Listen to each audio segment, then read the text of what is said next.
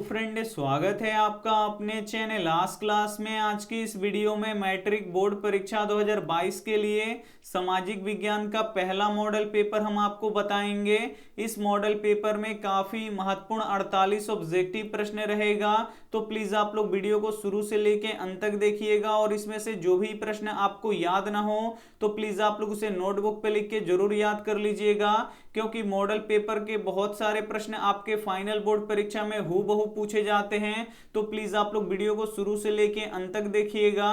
और ये क्लास रोज सुबह 5:30 बजे लाइव चलता है, तो रोज सुबह 5:30 बजे हमसे लाइव जुड़ के ये क्लास कर सकते हैं। तो आइए शुरू करते हैं पहले नंबर प्रश्न से। तो पहला नंबर प्रश्न है कि तिनकठिया प्रणाली लागू हुआ था। ए ऑप्शन है उद्योगपतियों पर, बी ऑप्शन है व्यापारियों पर, सी ऑप्शन है श्रमिकों पर, डी ऑप्शन है किसानों पर। तो यहाँ पे आपको बताना है कि तिनकठिया प्रणाली लागू हुआ था, तो ये किस पर लागू हुआ था? तो ये किसानों पर लागू हुआ था, यानी यहाँ पे डी ऑप्शन बिल्कुल ही सही हो जाएगा। ये देखते हैं अगला प्रश्न, दो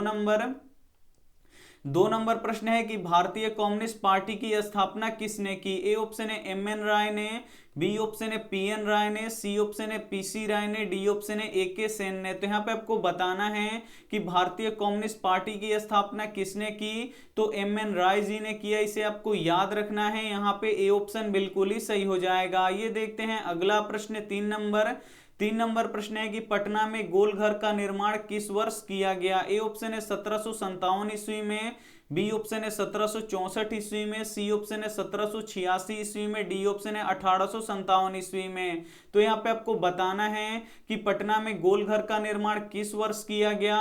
तो 1786 ईस्वी में किया गया, इसे आपको याद रखना है। यहाँ पे सी ऑप्शन बिल्कुल ही सही हो जाएगा। ये देखते हैं अगला प्रश्न, यहाँ पे चार नंबर प्रश्न है कि प्राकृतिक गैस किस खनिज के साथ पाया जाता है? ए ऑप्शन है यूरेनियम, बी ऑप्शन है पेट्रोलियम, सी ऑप्शन है चूना पत्थर, डी ऑप्शन है कोयला। तो यहाँ पे आपको बताना है कि प्राकृतिक गैस किस खनिज के साथ पाया जाता है? तो पेट्रोलियम के साथ पाया जाता है, इसे आपको याद रखना है। यहाँ पे बी ऑप्शन बिल्कुल ही सही हो जाएगा। आइए देखते हैं अगला प्रश्न, पांच नंबर प्रश्न है कि भारत की अर्थव्यवस्था का मुख्य आधार क्या है? ए ऑप्शन है कृषि, बी ऑप्शन है उद्योग, सी ऑप्शन है खनिज उत्पादन, डी ऑप्शन है अंतरराष्ट्रीय व्यापार। तो यहाँ पे आपको बताना है कि भारत की अर्थव्यवस्था का मुख्य आधार क्या है? तो कृषि है, इसे आपको याद रखना है। यहाँ पे ए ऑप्शन बिल्कुल ही सही हो जाएगा। ये देखते हैं अगला प्रश्न, 6 नंबर प्रश्न है कि सिंदरी कहाँ स्थित है? ए ऑप्शन है पश्चिम बंगाल में, बी ऑप्शन है झारखंड में, सी ऑप्शन है छत्तीसगढ़ में, डी ऑप्शन है उड़ीसा में। तो यहाँ पे आपको बताना है कि सिंदरी कहाँ स्थित है? तो सिंदरी झारखंड में स्थित है, इसे आपको याद रखना है। यहाँ पे बी ऑप्शन बिल्कुल ही सही हो जाएगा। आइए देखते हैं अगला प्रश्न, 7 नंबर प्रश्न है कि भारतीय संविधान द्वारा मान्य राष्ट्रीय भाषाओं की संख्या कितनी है? ए ऑप्शन है 15, बी ऑप्शन है 18, सी ऑप्शन है 19, डी ऑप्शन है 22। तो यहाँ पे आपको बताना है कि भारतीय संविधान द्वारा मान्य राष्ट्रीय भाषाओं की संख्या कितना है? तो 22 है, इसे आपको याद रखना है। काफी महत्वपूर्ण प्रश्न है ये आपके बोर्ड परीक्षा के लिए। यहाँ पे डी ऑप्शन बिल्कुल ही सही हो जाएगा। ये देखते हैं अगला प्रश्न, 8 नंबर प्रश्न है कि संपूर्ण देश में चुनाव कार्य संपन्न कराने वाली संस्था का नाम है? ए ऑप्शन है भारतीय लोकसभा, बी ऑप्शन है भारतीय सांसद, सी ऑप्शन है भारतीय निर्वाचन आयोग, डी ऑप्शन है भारतीय सर्वोच्च न्यायालय। तो यहाँ पे आपको बताना है कि संपूर्ण देश में चुनाव कार्य संपन्न कराने वाली संस्था का नाम क्या है? तो भारतीय निर्वाचन आयोग है, इसे आपको याद रखना है। यहाँ पे सी ऑप्शन बिल्कुल ही सही हो जाएगा। काफी महत्वपूर्ण 48 ऑब्जेक्टिव प्रश्न है, तो एक भी प्रश्न आप लोग स्किप मत कीजिएगा। वीडियो को प्लीज आप लोग शुरू से लेके अंत तक देखिएगा। और वीडियो को लाइक नहीं किए तो प्लीज आप लोग वीडियो को लाइक कर दीजिएगा। और चैनल को सब्सक्राइब नहीं किए तो प्लीज आप लोग चैनल को सब्सक्राइब भी कर दीजिएगा। ये देखते हैं अगला प्रश्न, 9 नंबर प्रश्न है कि मानवीय पूंजी निर्माण के लिए मुख्य घटक हैं? ए ऑप्शन है स्वास्थ्य सेवाएं, बी ऑप्शन है आवास, सी ऑप्शन है शिक्षा एवं प्रशिक्षण, डी ऑप्शन है उपयुक्त सभी। तो यहाँ पे आपको बताना है कि मानवीय पूंजी निर्माण के मुख्य घटक हैं। तो स्वास्थ्य सेवाएं भी हैं, आवास भी है और शिक्षा एवं प्रशिक्षण भी है, यानी ये सभी है। यहाँ पे डी ऑप्शन बिल्कुल ही सही हो जाएगा। ये देखते हैं अगला प्रश्न, 10 नंबर प्रश्न है कि नई आर्थिक नीति में किसे सम्मिलित किया गया है? ए ऑप्शन है उदारीकरण को, बी ऑप्शन है निजीकरण को, सी ऑप्शन है वैश्वीकरण को, डी ऑप्शन है इनमें से सभी को। तो यहाँ पे आपको बताना है कि नई आर्थिक नीति में किसे सम्मिलित किया गया है, तो उदारीकरण को भी सम्मिलित किया गया है, निजीकरण को भी सम्मिलित किया गया है, वैश्वीकरण को भी सम्मिलित किया गया है। इसमें से सभी क्या हो जाएगा, यहाँ पे बिल्कुल ही सही हो जाएगा, यानी यहाँ पे डी ऑप्शन बिल्कुल ही सही हो जाएगा। ये देखते हैं अगला प्रश्न 11 नंबर प्रश्न है कि वल्लभ भाई पटेल को सरदार की उपाधि किस किसान आंदोलन के दौरान दी गई। ए ऑप्शन है बारदोली, बी ऑप्शन है अहमदाबाद, सी ऑप्शन है खेड़ा, डी ऑप्शन है चंपारण। तो यहाँ पे आपको बताना है कि वल्लभ भाई पटेल को सरदार की उपाधि किस किसान आंदोलन के दौरान दी गई, तो बारदोली किसान आंदोलन के दौरान दी गई। इसे आपको याद रखना है, यहाँ पे ए ऑप्शन बिल्कुल ही सही हो जाएगा। आइए देखते हैं अगला प्रश्न 12 नंबर प्रश्न की असहयोग आंदोलन का प्रस्ताव कांग्रेस के किस अधिवेशन में पारित हुआ। ए ऑप्शन है सितंबर 1920 ईस्वी कलकत्ता अधिवेशन, बी ऑप्शन है अक्टूबर 1920 अहमदाबाद अधिवेशन, सी ऑप्शन है नवंबर 1920 फैजपुर अधिवेशन, डी ऑप्शन है दिसंबर 1920 नागपुर अधिवेशन। तो यहाँ पे आपको बताना है कि असहयोग आंदोलन का प्रस्ताव कांग्रेस के किस अधिवेशन में पारित हुआ, तो सितंबर 1920 ईस्वी कलकत्ता अधिवेशन में पारित हुआ। इसे आपको याद रखना है, यहाँ पे ए ऑप्शन बिल्कुल ही सही हो जाएगा। ये देखते हैं अगला प्रश्न 13 नंबर प्रश्न है कि समाजवादियों की बाइबिल किसे कहा जाता है। ए ऑप्शन है दास कैपिटल को, बी ऑप्शन है वार एंड पीस को, सी ऑप्शन है स्पार्क को, डी ऑप्शन है कम्युनिस्ट घोषणा पत्र को। तो यहाँ पे आपको बताना है कि समाजवादियों का बाइबिल किसे कहा जाता है, तो दास कैपिटल को कहा जाता है। इसे आपको याद रखना है, यहाँ पे ए ऑप्शन बिल्कुल ही सही हो जाएगा। आइए देखते हैं अगला प्रश्न 14 नंबर प्रश्न है कि जनेवा समझौता कब हुआ था। ए ऑप्शन है 1954 में, बी ऑप्शन है 1960 में, सी ऑप्शन है 1950 में, डी ऑप्शन है 1946 में। तो यहाँ पे आपको बताना है कि जनेवा समझौता कब हुआ था, तो जनेवा समझौता 1954 ईस्वी में हुआ था। इसे आपको याद रखना है, यहाँ पे ए ऑप्शन बिल्कुल ही सही हो जाएगा। आइए देखते हैं अगला प्रश्न 15 नंबर प्रश्न है कि जर्मन राइन राज्य का निर्माण किसने किया था। ए ऑप्शन है लुई 18वां, बी ऑप्शन है नेपोलियन बोनापार्ट, सी ऑप्शन है नेपोलियन 3, डी ऑप्शन है बिस्मार्क। तो यहाँ पे आपको बताना है कि जर्मन राइन राज्य का निर्माण किसने किया था, तो नेपोलियन बोनापार्ट ने किया था। इसे आपको याद रखना है, यहाँ पे बी ऑप्शन बिल्कुल ही सही हो जाएगा। काफी महत्वपूर्ण प्रश्न है, तो प्लीज आप लोग एक भी प्रश्न स्किप मत कीजिएगा। वीडियो को प्लीज आप लोग शुरू से लेके अंत तक जरूर देखिएगा। ये देखते हैं अगला प्रश्न 16 नंबर प्रश्न है कि साम्यवादी शासन का पहला प्रयोग कहाँ हुआ था। ए ऑप्शन है रूस में, बी ऑप्शन है जापान में, सी ऑप्शन है चीन में, डी ऑप्शन है क्यूबा में। तो यहाँ पे आपको बताना है कि साम्यवादी शासन का पहला प्रयोग कहाँ हुआ था, तो रूस में हुआ था। इसे आपको याद रखना है, काफी महत्वपूर्ण प्रश्न है, यहाँ पे ए ऑप्शन बिल्कुल ही सही हो जाएगा। आइए देखते हैं अगला प्रश्न 17 नंबर प्रश्न है कि भारतीय राष्ट्रीय कांग्रेस की स्थापना कब हुई थी। ए ऑप्शन है 1879 ईस्वी में, बी ऑप्शन है 1881 ईस्वी में, सी ऑप्शन है 1883 ईस्वी में, डी ऑप्शन है 1885 ईस्वी में। तो यहाँ पे आपको बताना है कि भारतीय राष्ट्रीय कांग्रेस की स्थापना कब हुई थी, तो 1885 ईस्वी में हुई थी। इसे आपको याद रखना है, यहाँ पे डी ऑप्शन बिल्कुल ही सही हो जाएगा। और भारतीय राष्ट्रीय कांग्रेस का स्थापना किसने किया था,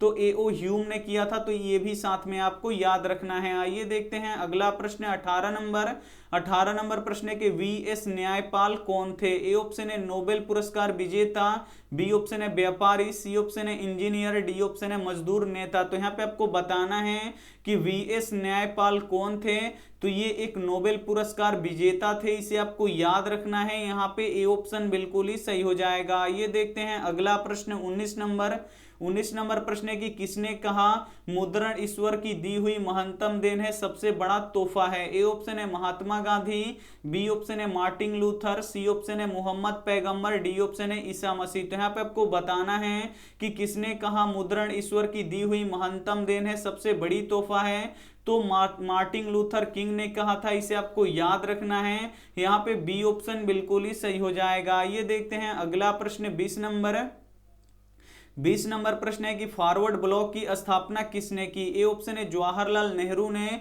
बी ऑप्शन है सुभाष चंद्र बोस ने, सी ऑप्शन है कैप्टन मोहन सिंह ने, डी ऑप्शन है रविंद्रनाथ टैगोर ने। तो यहाँ पे आपको बताना है कि फॉरवर्ड ब्लॉक की स्थापना किसने किया, तो ये किए थे सुभाष चंद्र बोस जी ने। इसे आपको याद रखना है, काफी महत्वपूर्ण प्रश्न है। यहाँ पे बी ऑप्शन बिल्कुल ही सही हो जाएगा। ये देखते हैं अगला प्रश्न 21 नंबर।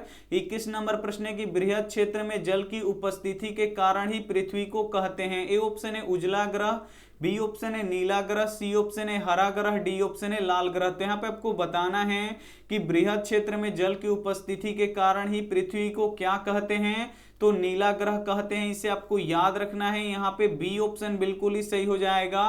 पृथ्वी पर 71% जल है, इसे आपको याद रखना है, और 29% यहाँ पे स्थल है। यहाँ पे जल सबसे अधिक है, तो पृथ्वी पे जल सबसे अधिक होने के कारण ही पृथ्वी को नीला ग्रह कहते हैं। तो इसे आपको याद रखना है। आइए देखते हैं अगला प्रश्न 22 नंबर। 22 नंबर प्रश्न है कि भाखड़ा नांगल परियोजना किस नदी पर अवस्थित है। ए ऑप्शन है नर्मदा नदी पर, बी ऑप्शन है झेलम नदी पर, सी ऑप्शन है सतलज नदी पर, डी ऑप्शन है ब्यास नदी पर। तो यहाँ पे आपको बताना है कि भाखड़ा नांगल परियोजना किस नदी पर अवस्थित है। तो जो भाखड़ा नांगल परियोजना है ये सतलज नदी पर स्थित है। इसे आपको याद रखना है। यहाँ पे सी ऑप्शन बिल्कुल ही सही हो जाएगा। आइए देखते हैं अगला प्रश्न 23 नंबर।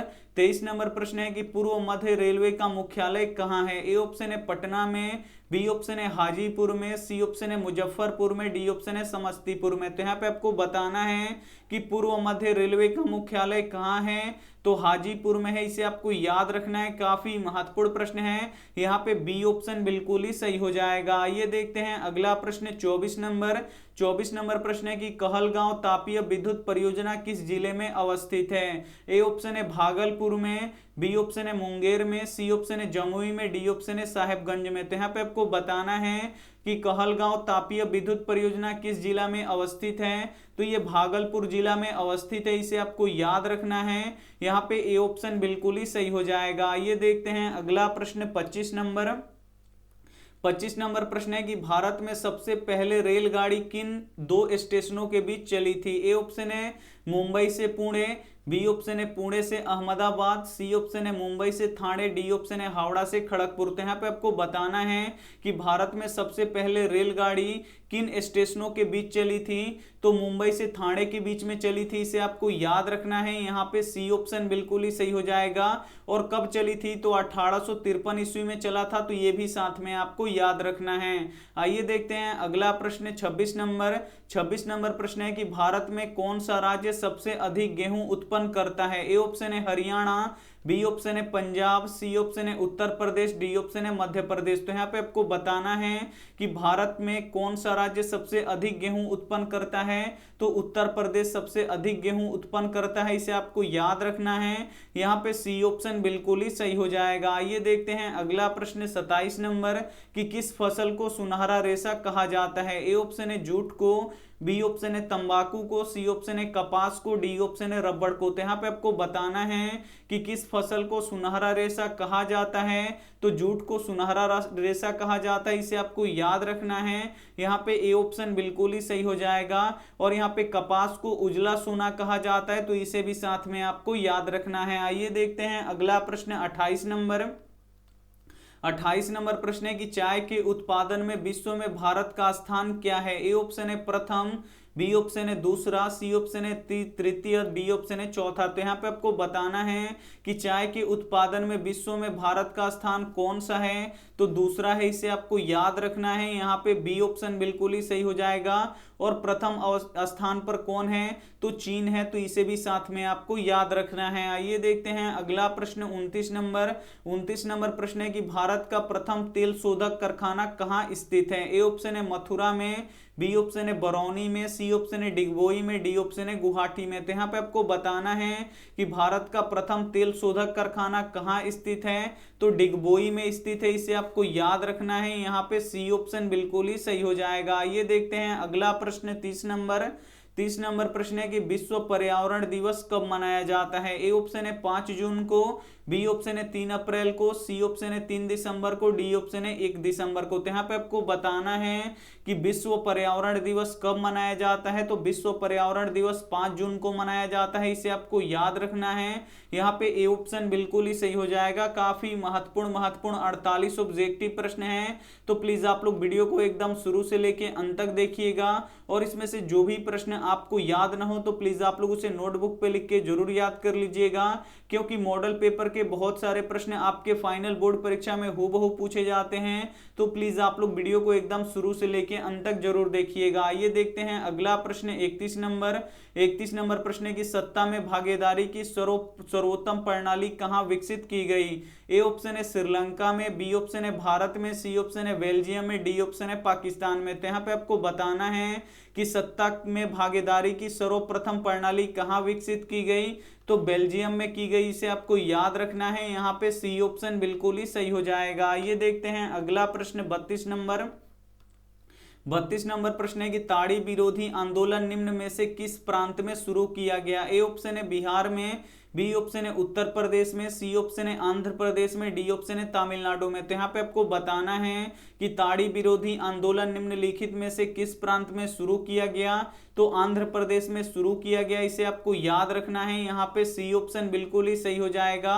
आइए देखते हैं अगला प्रश्न 33 नंबर कि भारत में वित्तीय वर्ष कहा जाता है। ए ऑप्शन है 1 जनवरी से 31 दिसंबर तक, बी ऑप्शन है 1 जुलाई से 30 जून तक, सी ऑप्शन है 1 अप्रैल से 31 मार्च तक, डी ऑप्शन है 1 सितंबर से 31 अगस्त तक। काफी महत्वपूर्ण प्रश्न है। यहाँ पे आपको बताना है कि भारत में वित्तीय वर्ष कहा जाता है तो 1 अप्रैल से 31 मार्च तक का जो दिन होता है उसे भारत में वित्तीय वर्ष कहा जाता है। यहाँ पे सी ऑप्शन बिल्कुल ही सही हो जाएगा। ये देखते हैं अगला प्रश्न 34 नंबर प्रश्न है कि लोकतंत्र में चुनाव में भाग लेने और अपने प्रतिनिधियों को चुनने का अधिकार किसे है। ए ऑप्शन है निर्वाचन आयोग को, बी ऑप्शन है जनता को, सी ऑप्शन है आपराधिक छवि वाले लोगों को, डी ऑप्शन है धनवान वर्ग को। तो यहाँ पे आपको बताना है कि लोकतंत्र में चुनाव में भाग लेने और अपने प्रतिनिधि को चुनने का अधिकार किसे है। तो जनता को है, इसे आपको याद रखना है। यहाँ पे बी ऑप्शन बिल्कुल ही सही हो जाएगा। ये देखते हैं अगला प्रश्न 35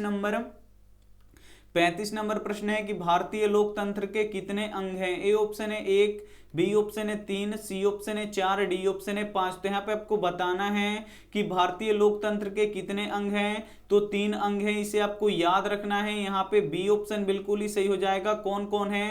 तो कार्यपालिका है, विधायिका है और यहाँ पे न्यायपालिका है। तो इसे आपको याद रखना है कि भारतीय लोकतंत्र के कितने अंग हैं। तो 3 अंग हैं। आइए देखते हैं अगला प्रश्न 36 नंबर प्रश्न है कि भारत में संघ एवं राज्यों के बीच अधिकारों का विभाजन कितनी सूचियों में हुआ है। ए ऑप्शन है संघ सूची में, बी ऑप्शन है राज्य सूची में, सी ऑप्शन है संघ सूची, राज्य सूची, समवर्ती सूची में, डी ऑप्शन है इनमें से कोई नहीं। तो यहाँ पे आपको बताना है कि भारत में संघ एवं राज्यों के बीच अधिकारों का विभाजन कितने सूचियों में हुआ है। तो 3 सूचियों में हुआ है, इसे आपको याद रखना है। पहला सूची है संघीय सूची, दूसरा है राज्य सूची और तीसरा है समवर्ती सूची।